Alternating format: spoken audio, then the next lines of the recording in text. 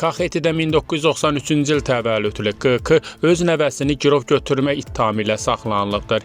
İstintaqa əsasən o nəvəsini öldürmək ilə hədələyərək keçmiş həyat yoldaşının ölkəyə gətirilməsini tələb edibdir. Faktla bağlı cinayət işi açılıbdır. Araşdırma davam edir.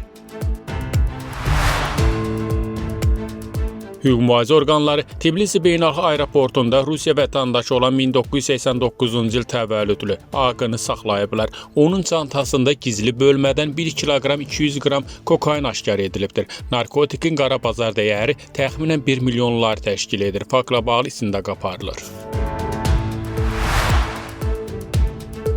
Zugdidinin Zedi-Ester kəndində baş verən qətl faktı ilə bağlı 1993-cü il təvəllüdlü TZ saxlanılıbdır. Məlumata görə şübhəli şəxs bir kişini öldürüb. Onun həyat yoldaşını isə baş nahiyəsindən xəsarət yetiribdir. Qadın xəstəxanaya yerləşdirilibdir. Faktla bağlı istintaq aparılır.